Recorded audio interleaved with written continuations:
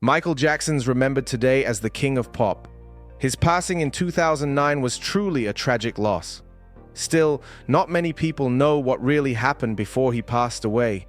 Join us as we dig deep into the details behind the legendary pop star's death. The one and only Michael Joseph Jackson was born on August 29, 1958, in Gary, Indiana. He landed right in the middle of a big family, being the eighth of 10 children to Joseph Jackson, who operated cranes, and Catherine Jackson, a homemaker and devoted Jehovah's Witness. The musical genes were strong in the Jackson household. Catherine played clarinet and piano, dreaming of being a country singer, while Joseph strummed the guitar in local R&B bands.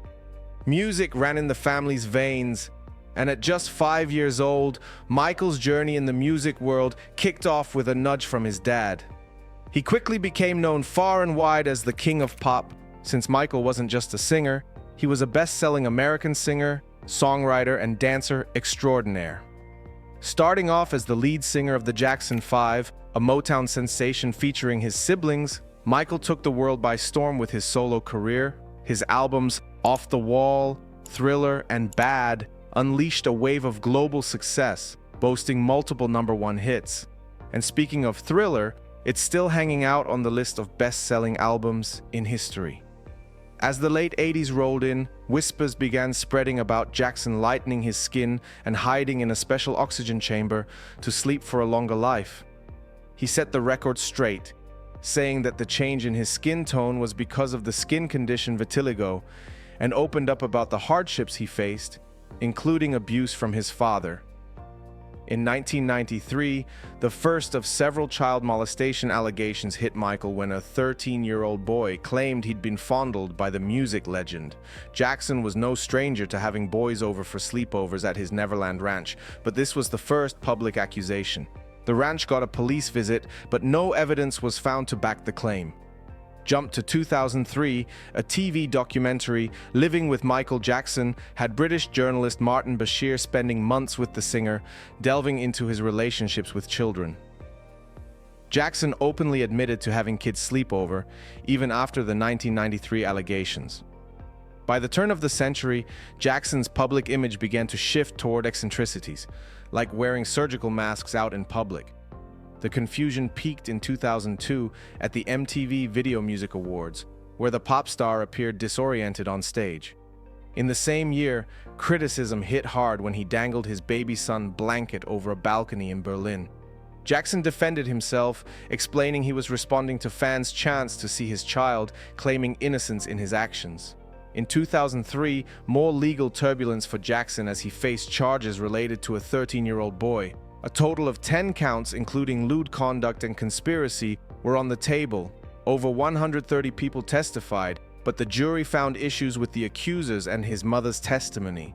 On June 14, 2005, Jackson was declared not guilty on all charges. On the night of Wednesday, June 24, 2009, the star was busy rehearsing past midnight for his highly anticipated comeback show at London's O2 Arena. This marked his return to the spotlight after years of staying out of public view. His personal physician, Conrad Murray, recounted that he attended to the singer in the bedroom of his Holmby Hills home in Los Angeles shortly after his return around 1 a.m. Murray claimed to have administered a series of drugs to help Jackson sleep, as the singer allegedly expressed a desire to simply rest no matter what.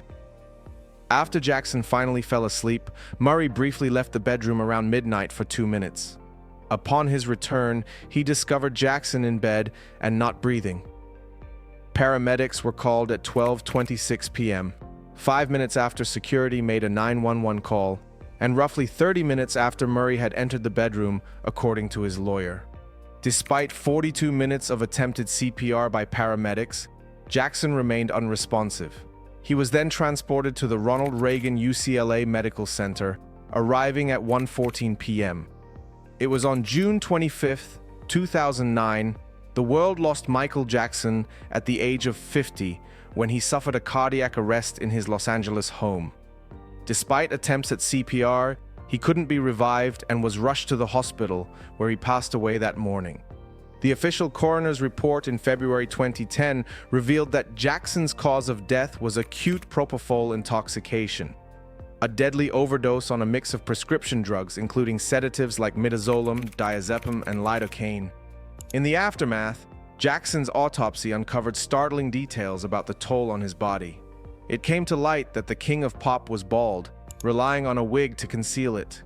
Digging deeper, investigators discovered a tattoo on his side used to mask his baldness, exposing numerous scars on various parts of his body, including ears, nose, wrists, arms, and the base of the neck.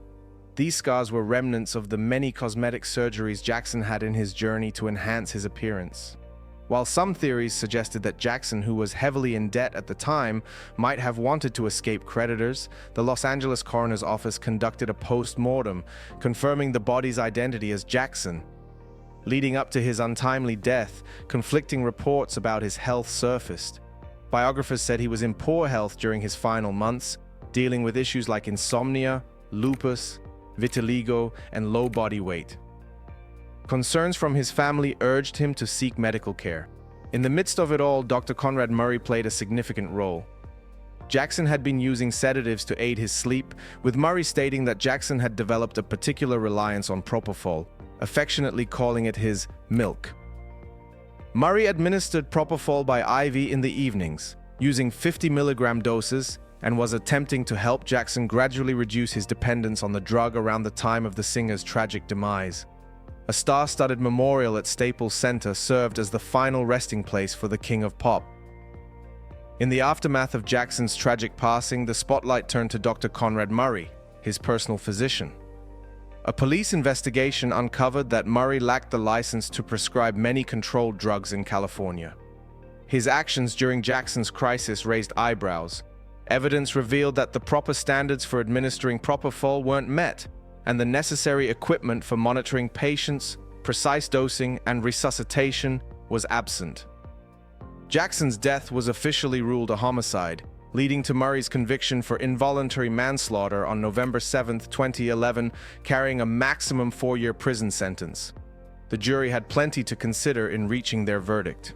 Murray claimed to have performed CPR on Jackson, but his technique faced skepticism from other medical professionals. They questioned his choice to resuscitate the singer on a mattress instead of a firm surface. Also, Murray went for a one-handed approach when standard CPR involves using 2 hands, common knowledge for a doctor. While one-handed CPR is acceptable for children or infants, Jackson was neither. Adding to the controversy, Murray didn't call 911. His reason?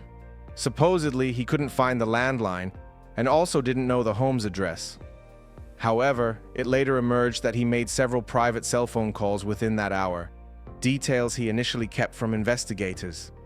In 2013, the Jackson family went after AEG Live, the entertainment company behind Jackson's planned comeback series in 2009, with a wrongful death lawsuit.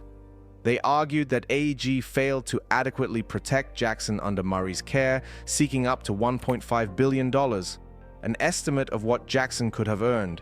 Yet, in October 2013, a jury ruled that AEG wasn't accountable for the singer's death. Fast forward to 2019, and accusations of abuse against Jackson resurfaced with the airing of Leaving Neverland at the Sundance Film Festival, followed by an HBO broadcast.